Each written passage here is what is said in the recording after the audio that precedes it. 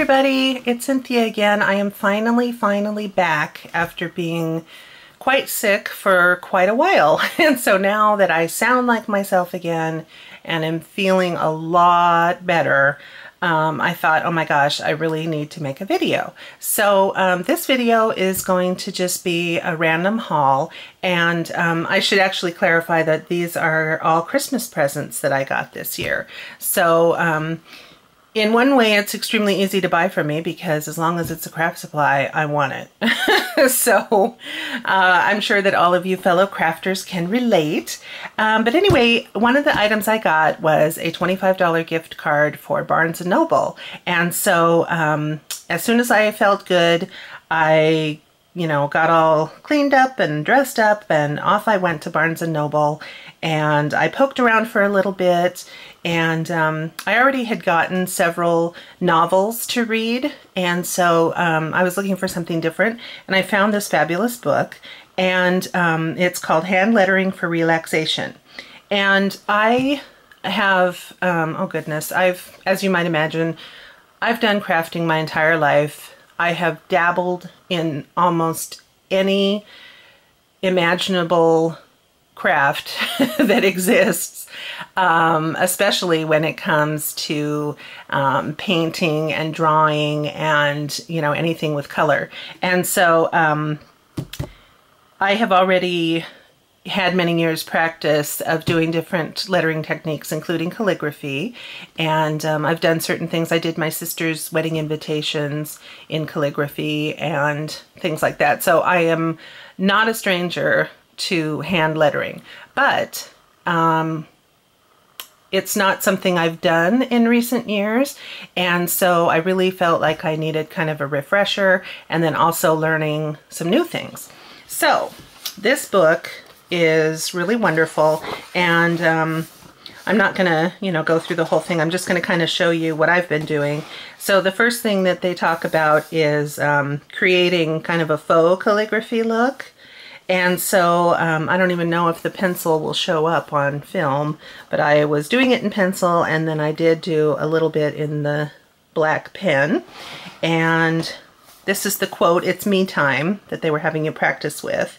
So again, I just in pencil did this, and then I stacked them on top of each other. So the idea is that I want to get familiar with this writing style, and then also I want to practice on arranging your words in different fashions. So instead of just always writing on a line, I want to practice different layouts, if you will. And then this takes you through just adding some little simple vines. So I was having a lot of fun with this, and you can see one of the little things I drew. And this one was cute until I wiped my hand over it and smudged everything, so that was foolish. So here's one, "Practice makes progress," and I added the little vines on the side. And then this was on my Mary Engelbreit calendar on the wall right next to me. So I did this quote, and I threw in some lettering like this, which is the same concept of kind of faux calligraphy, but just in some tall, narrow letters. So I did that. I added a heart and my little vines here. And here I kind of changed direction. You can see the top, they're going this way, and the bottom, they're going the other way. And then I just added little berries. And I colored all this with my Tombow dual brush markers.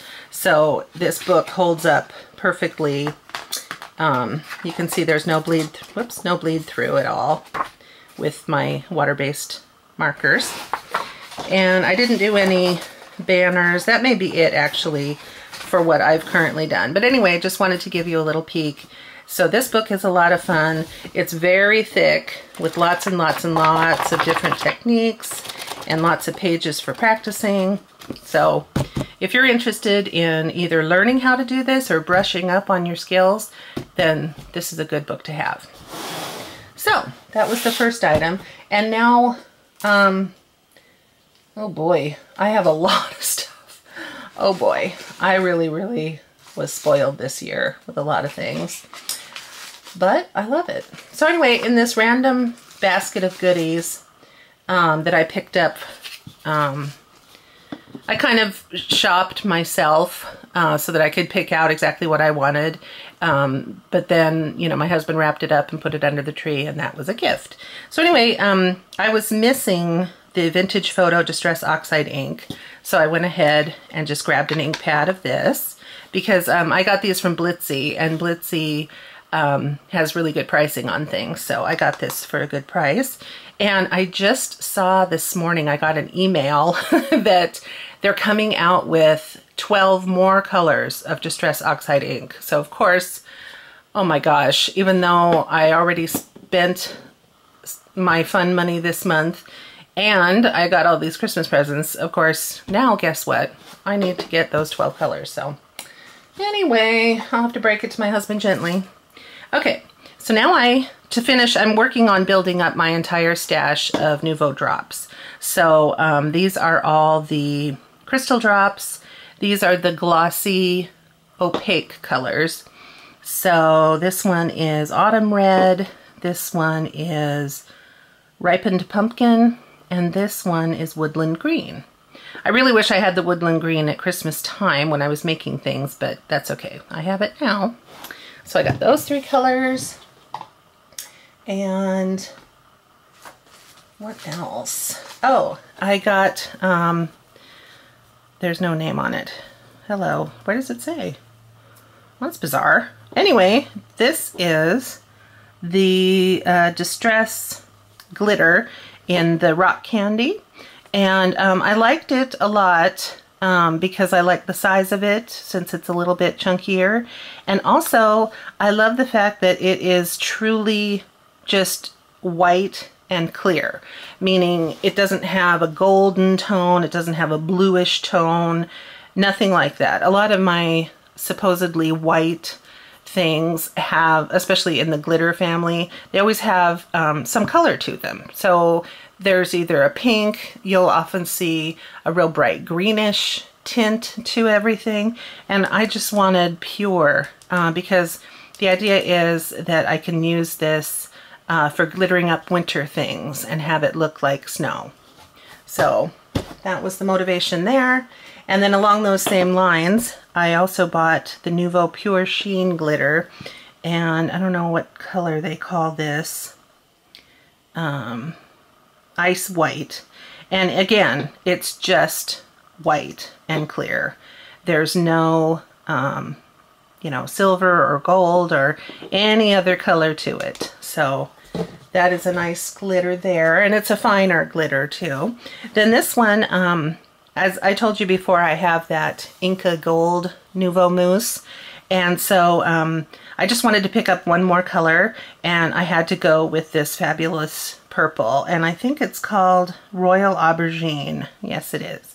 So anyway, this one is absolutely fabulous, and you can see by that rich, rich purple, it's just to die for. So this one is going to be great because I love purple. I love every color, of course, but I love purple too. So then I have always wanted to get more colors. These are the Wendy Vecchi embossing powders from Ranger. And so I love colored embossing powder, you know, instead of just the metallics or the sparkle ones. I wanted to get some nice opaque ones. So this is the Tiger Lily. I got the Fern Green. I got Violet. I got Cornflower Blue. I got Red Geranium. And I bought the Pink Peony. And then just to show you, I went ahead and just with my little Versamark cube, put down some ink and then sprinkled on the colors so that you could see what they look like melted. So they're just absolutely gorgeous. And I'm really, really happy with the ones that I got. So I'm not sure what other colors are available, but I'm probably going to end up completing this collection of opaques maybe in 2018. I've kind of decided that I was going to do that if I had you know, some product I really love that comes in a bunch of different colors. I really want to either complete the collection or just make sure that I have all of my favorite colors out of the collection. So then another thing that I don't play with too much, but I really like, are gilding flakes. And so I received 3 jars of the Cosmic Shimmer gilding flakes. And I'm not even going to open these because gilding flakes are lighter than air, and the minute you take the lid off, there's massive potential for problems.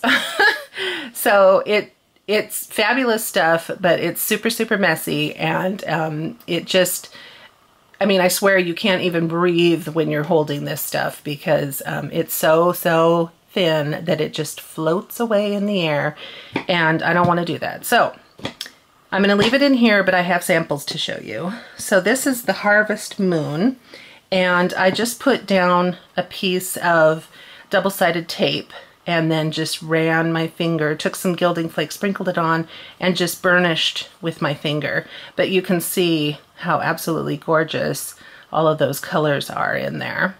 And of course, every pinch that you take is going to have a different, you know, amount. So sometimes you get a real reddish one, sometimes you get a lot of that burnt orange, a lot of the gold, whatever it happens to be. So those are the colors. Then this one is the Mulled Wine, and that's this combination here. And I hope you can see, I should have tipped this one. Here's the Harvest Moon again. Let me tip that in the light so you can really see. And so here's the Mulled Wine, which is so stunning. This one might be my favorite. It's hard to say. I don't think I really could have a favorite, but this one now is Red Blaze. And look at this. Oh my God. I love this so much. Oh, I just want to use it on everything. So I have a feeling that I'm going to be doing things with this stuff. So in future projects, you'll see me playing with those because I love them. And then in that same order, I didn't want it to just all be, you know, stuff like that. So I picked up some papers, and then this is Moda Scrap. And what company does this? If I could read, it would help. Anyway, I'm not sure now, but there's a company that does this. Oh well. So anyway, this is the first time I've ever purchased paper from them. And so this is just a little collection of Christmas papers, which I thought was very sweet. And then, again, going with the Christmas theme, I bought the Mad for Plaid Christmas collection from Photo Play. And this was really, really cute because, of course, everyone loves plaid, or at least I certainly do. And this has all those very classic, rich Christmas colors, which I also adore. So even though I like the modern twist on Christmas where you throw in pinks and light blues and all that, that's fine. But this classic Christmas combination is kind of what I grew up with and what I love, and so I'm always drawn to it. Then I also got just the ephemera pack because I really like how easy this makes card making. And then you can use some of these for little gift tags or whatever you'd like. So I know Christmas is over now, but there's no such thing as having too much Christmas stuff on hand. Then I got this really pretty stencil, and I realized I didn't have a snowflake stencil, and I could hardly call myself a crafter without having a snowflake stencil. So then this one I thought was also fabulous. This is a really adorable holly leaf and berry, and then some little swirls. So I really like this one a lot. And this one actually came from Simon Says Stamp, but I put it in here because it kind of goes with the theme. And then the other stencil I got is from the Cartabella Cabin Fever collection. And this is really cute because it's like a Fair Isle sweater. with all these little combos here. And then you could either use the whole thing as is, or you could just mask off, like if you really like this portion, and just repeat that, and you know, all different options. They call this one the sweater weather stencil. Very pretty.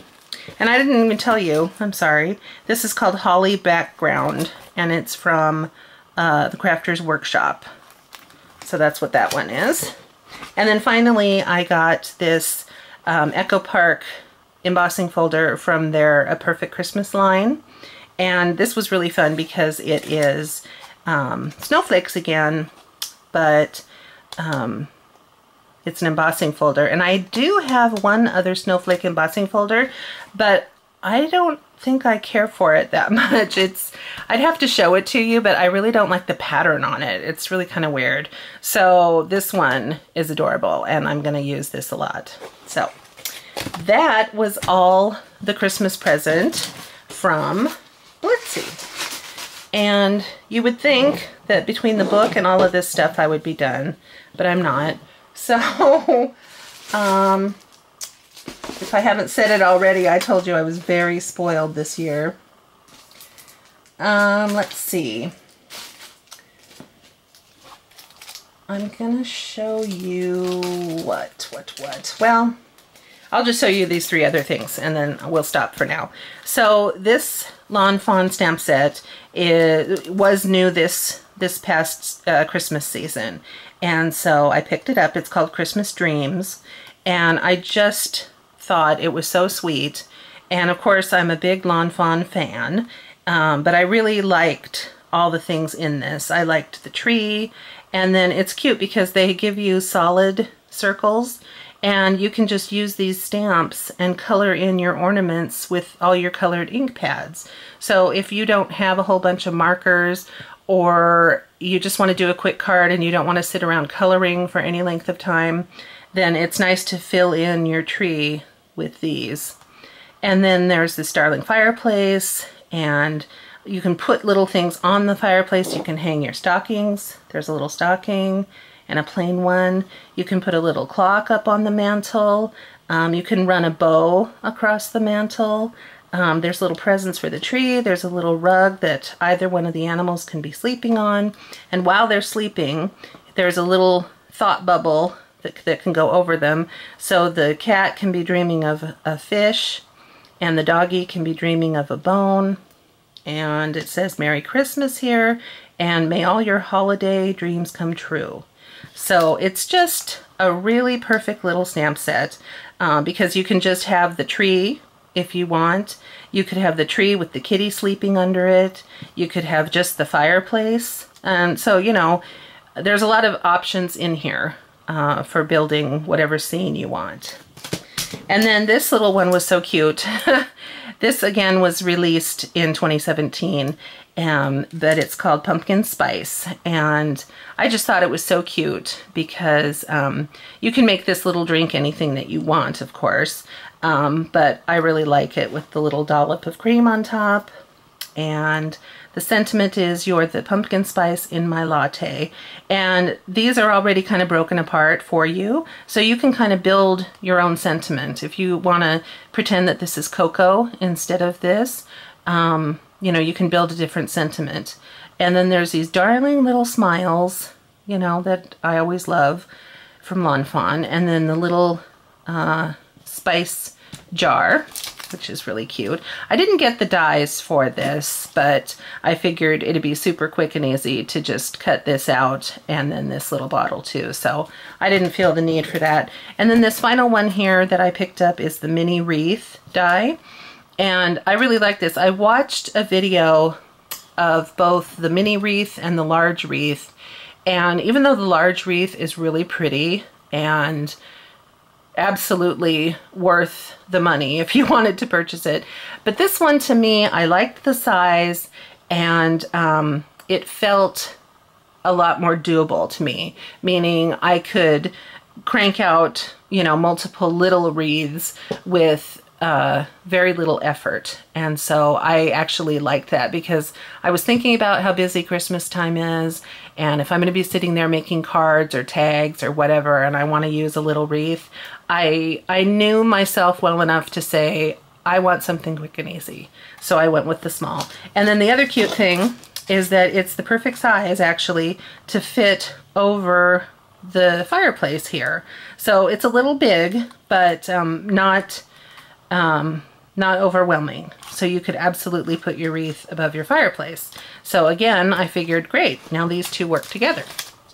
So anyway, I'm going to go ahead and stop here. I will have either 1 or 2 more haul videos from my Christmas extravaganza. So anyway, keep your eyes open for that. I also have a Simon Says stamp kit that I need to crack into and start making cards with. And then I've already purchased the February card kit, and so when that one comes, I'll be making a video with that as well. Thank you again for joining me. I hope you guys are having fun crafting wherever you are, and welcome to 2018. I'm a little late in wishing everyone a Happy New Year, but that's okay. I'm not going to put pressure on myself about that. I've decided that, you know, life will hand you enough challenges. I don't need to seek them out. So anyway, you guys take care of yourselves, and please join me again soon for a new video. And in the meantime, take care. Bye-bye.